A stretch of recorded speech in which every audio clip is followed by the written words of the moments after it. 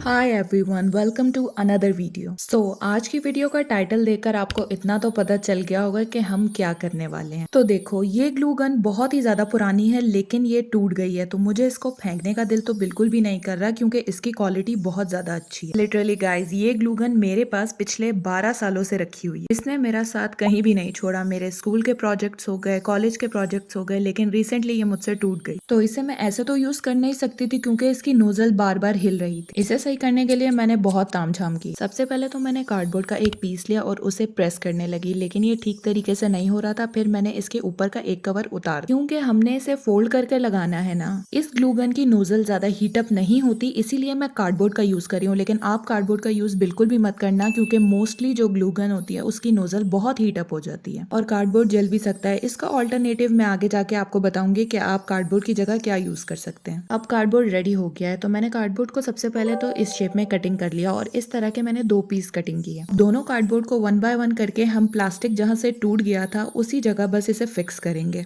Cardboard का एक layer उतारने से ये पतला हो गया और ये अब अच्छे से फोल्ड हो रहा है। अब सेम प्रोसेस को रिपीट करते हुए हम इस पर अपना सेकंड वाला कार्डबोर्ड लगाएंगे। जितनी भी खाली स्पेस थी उन सबको मैंने कार्डबोर्ड से फिल कर दिया। अब तो ये नोजल बिल्कुल भी नहीं हिलेगी। अभी रुको जरा, सब्र करो, अभी काम खत्म नहीं हुआ। एक और कार्डबोर्ड का पीस लगाना अभी बाकी है मेरे दोस्त। इस कार्डबोर्ड के पीस को मैंने 2-3 बार फोल्ड किया और जो खाली स्पेस बाकी रह गई थी ना उसमें इसे फिक्स कर दिया। मेरी मोस्टली हर क्राफ्ट की वीडियो में B7000 ग्लू मस्ट यूज होती है, लेकिन इस वीडियो में हम ग्लू का यूज करेंगे ही नहीं। Now it's perfect. इसे साइड पर रखकर मैंने वॉल पुट्टी का पेस्ट बना लिया। अब वॉल पुट्टी के पेस्ट को अच्छे से कार्डबोर्ड पर लगाते जाएंगे और इसे शेप भी देते जाएंगे जैसे ग्लू गन की शेप है। वॉल पुट्टी को अच्छे से लगाते वक्त आपने जो साइडों पर थोड़ा बहुत लग जाता है उसे साथ साथ ही साफ करते जाना है। तो मैंने आपसे कहा था कि मैं कार्डबोर्ड का ऑल्टरनेटिव बताऊंगी, तो आप कार्डबोर्ड की जगह मोटा प्लास्टिक होता है ना, वो भी यूज कर सकते हैं। जैसे बकेट का प्लास्टिक, उसे आप नोजल से थोड़ा दूर रख के स्टिक करेंगे। जो इधर उधर एक्स्ट्रा वॉल पुट्टी लग गई थी ना, उसे स्पॉन्ज से साफ करने के बाद भी हमें एक काम करना है, इसे थोड़ा सा और क्लीन करना है। तो ये रहा। अब जितना मुझसे हो सकता था उतना मैंने क्लीन किया। जो यहाँ पर पेपर लगा हुआ था ना, वो इतना मैला हो रहा था और इतनी मुश्किलों से उतरा है। सैंड पेपर से घस घस के निकाला है मैंने। तो अब बारी है इस पर पेंट करने के लिए, जिसके लिए मुझे सबसे पहले 4 चीजें चाहिए: पीओपी, व्हाइट एक्रेलिक पेंट, जेसो और पानी। इन सभी को मिक्स करके बस एक स्मूथ सा पेस्ट बना लेना है। पीओपी को बहुत जल्दी होती है हार्ड होने की, तो इसीलिए मैंने इसमें व्हाइट एक्रेलिक पेंट और जेसो का यूज किया है, जो इसके हार्ड होने के प्रोसेस को थोड़ा डिले कर देगा और हमें टाइम भी मिल जाएगा इसे ग्लू गन पर अप्लाई करने के लिए। पेस्ट अप्लाई करने के लिए स्पॉन्ज का ही यूज करना क्योंकि इससे अच्छे सा टेक्सचर बन जाता है और ब्रश स्ट्रोक्स भी नहीं नजर आते। प्लास्टिक पर कभी भी पेंट डायरेक्टली मत करना क्योंकि ये पेंट्स निकल जाते हैं, तो इसीलिए इसका बेस्ट सोल्यूशन यही है कि ऐसा पेस्ट बनाओ और इसे लगाओ, और जब पेंट करोगे तो वो पेंट हमेशा के लिए स्टिक हो जाएगा। पेस्ट जब अच्छे से ड्राई हो जाए तो जो शेप भी आपने इस पर ड्रॉ करनी है वो आप पेंसिल से ड्रॉ कर लें। मैंने ड्रिप आर्ट यूज किया, ऐसा लग रहा है जैसे स्लाइम गिर रही है या हनी। बस अब आपने अपने कलर का पिटारा उठा लेना, और मैं तो बहुत सारे कलर्स करने वाली। तो देखो, हॉट गन की जो नोजल होती है वो हीटर की वजह से हीट अप होती है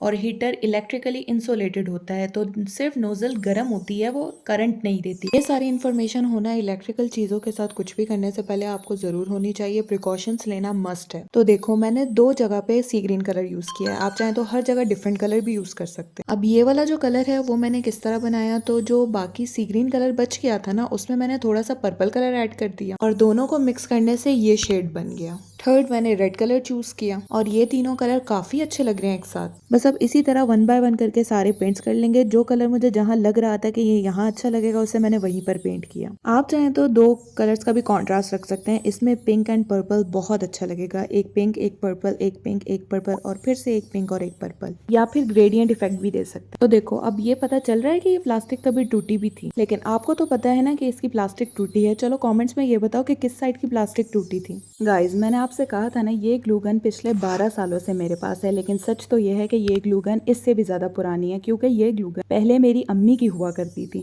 मेरी अम्मी को भी बहुत शौक था स्केचिंग, पेंटिंग करने का, और अम्मी ने तो फैब्रिक पेंटिंग का कोर्स भी किया हुआ है, और पेंटिंग और क्राफ्टिंग करने का टैलेंट तो मुझे मेरी अम्मी से ही मिला है। घर में जब कोई चीज फेंकने वाली होती है तो मेरी अम्मी कहती है, लाओ इसे ही दे दो, ये कचरा, ये कबाड़ इसे ही दे दो। पहले चीजें तोड़ती है और फिर जोड़ती है। अब हो गई बहुत सी घर की बातें, तो चलो अपने क्राफ्ट की तरफ वापस आते हैं। अब मैंने लास्ट में इस पर पिंक कलर कर दिया। सारे पेंट होने के बाद ये इतना तो कंप्लीट हो गया, लेकिन इसे इतना सिंपल तो नहीं रखूंगी ना, इस पर डिटेलिंग तो बाकी है अभी। डिटेलिंग्स के लिए मैंने सिंपली ब्लैक पेंट लिया और इसे डिटेलिंग करना स्टार्ट की। तो सबसे पहले जहाँ पे ड्रिप आर्ट है ना, वहाँ आपने आउटलाइन करते जाना है ब्लैक पेंट से। तो ज्यादा मोटी मोटी लाइनें ना लगाना, पतली पतली बारीक लाइनें, क्योंकि मैंने बाद में इस पर कहीं कहीं मोटा आउटलाइन भी करना है। और मुझे पता है आपने अभी तक लाइक नहीं किया, तो जल्दी से वीडियो को लाइक करो और अपना फीडबैक दो कि आपको ये वीडियो कैसी लगी है। अगर मेरा आइडिया थोड़ा सा भी पसंद आए तो कमेंट्स में बताओ, अगर नहीं पसंद आया तब भी बताओ, ताकि मैं अपनी गलती इंप्रूव कर सकूं। यार ये आउटलाइन करना भी कितना मुश्किल है, फिर से वही डायलॉग, यार मैं तो थक गई। यार आउटलाइन करने की तो स्पीड बढ़ानी पड़ेगी, अब थोड़ा जल्दी काम कंप्लीट होगा।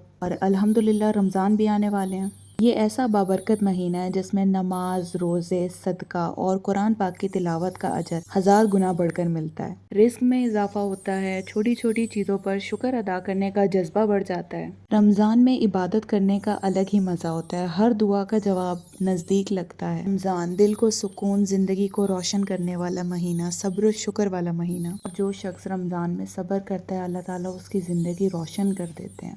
अल्लाह पाक हम सबको रमज़ान के रोज़े रखना नसीब फरमाए, आमीन।